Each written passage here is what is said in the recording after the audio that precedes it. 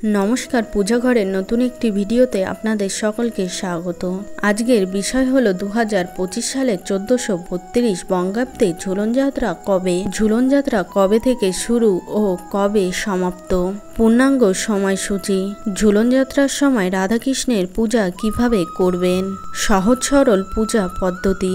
এর পাশাপাশি আমরা জানব রাধাকৃষ্ণের কৃপা পেতে ঝুলনযাত্রার সময় কি কি কাজ আমাদের করতে হবে, তা এই ভিডিওটির মাধ্যমে জানব।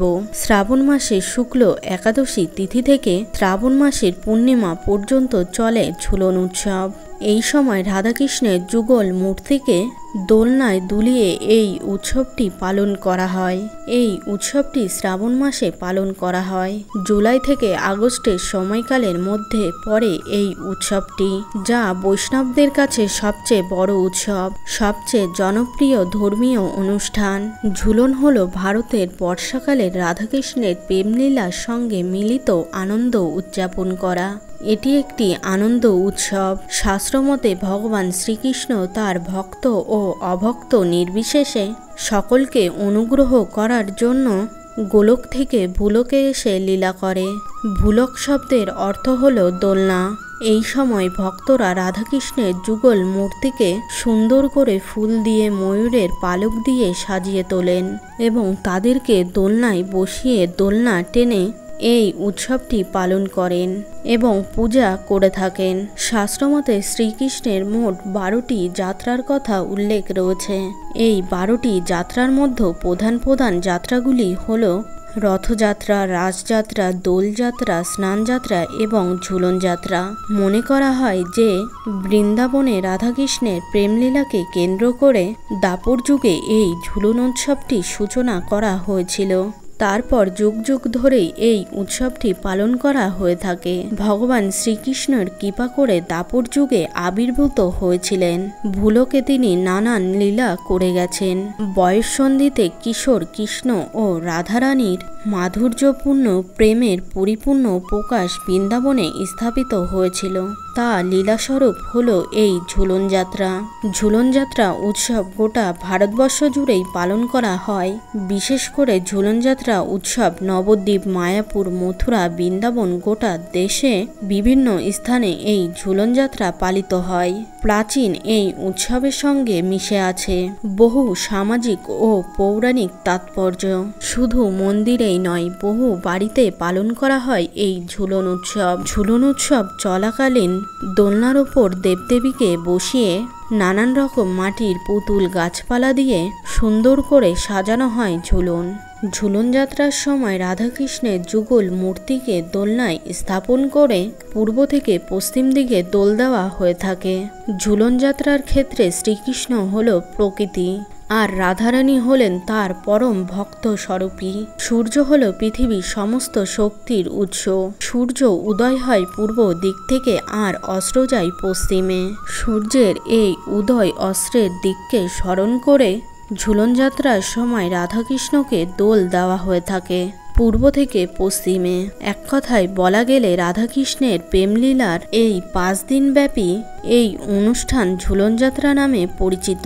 2025 সালে 1432 বঙ্গাব্দে শ্রীকৃষ্ণের ঝুলন যাত্রার পূর্ণাঙ্গ সময়সূচি। ইস মাহাত্ম্য মতে ঝুলন যাত্রা আরম্ভ হবে 4 আগস্ট 18 শ্রাবণ 1432 সোমবার রাত্রিতে। শ্রীকৃষ্ণের ইন্দ্রাদিবাহিত ঝুলন যাত্রা আরম্ভ। গোস্বামী মতে শ্রীকৃষ্ণের ঝুলন যাত্রা আরম্ভ হবে 5 আগস্ট 29 শ্রাবণ 1432 মঙ্গলবার সকাল 9:33 মধ্যে। শ্রীকৃষ্ণের গন্ধব্য অনুষ্ঠিত ঝুলন যাত্রা আরম্ভ।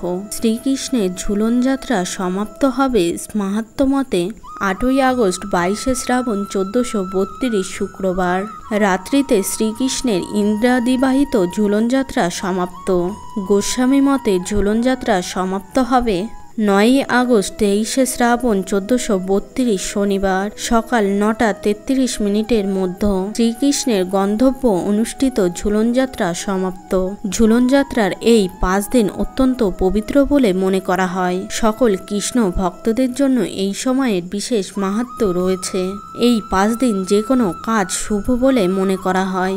এই 5 দিনের মধ্যে সম্ভব হলে 5 দিনই আর যদি সম্ভব না হয় যে কোনো একদিন পূর্ণিমা তিথিতে রাধাকৃষ্ণের যুগল মূর্তিকে দোলনায় দোলাতে পারলে শুভ বলে মনে করা হয়। তাহলে খুবই শুভ ফল লাভ করা যায়। এই 5 দিনের মধ্যে যে কোনো একটি দিন রাধাকৃষ্ণের পূজা করুন। রাধাকৃষ্ণকে দোলনায় বসান বা তাদেরকে সুন্দর করে সাজিয়ে তুলুন। সুগন্ধি ফুল বা ময়ূরের পালক দিয়ে সাজিয়ে তুলুন। তাদের দোলনায় বসিয়ে দোলনা টানুন। তাদের দোলনায় বসিয়ে দোল দিন। সমস্ত প্রকার কষ্ট দূর হবে। ঝুলন যাত্রার সময় রাধাকৃষ্ণের যুগল মূর্তিকে হলুদ রঙের ফল, হলুদ রঙের ফুল, হলুদ রঙের মিষ্টি, হলুদ রঙের বস্ত্র নিবেদন করুন। নিজেও হলুদ রঙের বস্ত্র পরিধান করুন। এই ঝুলন যাত্রার 5 দিনের মধ্যে যে কোনো একটি দিন গীতাপাঠ করুন বা 5 দিনই গীতাপাঠ করুন বা শ্রীকৃষ্ণের মহা মৃত্যুঞ্জয় মন্ত্র জপ করুন। সকাল সকাল ঘুম থেকে উঠে যে কোনো পবিত্র নদীতে স্নান করে রাধাকৃষ্ণের নিত্য পূজা সম্পন্ন করুন। আমরা সাধারণত পূজার শেষে যখন শাঁখ বাজাই তখন 3 বার বাজাই, কিন্তু ঝুলন যাত্রার এই 5 দিন 5 বার করে শাঁখ বাজাতে হবে। অবশ্যই এই ক্রিয়াটি শুধুমাত্র ঝুলন যাত্রার সময়কালেই করতে হবে।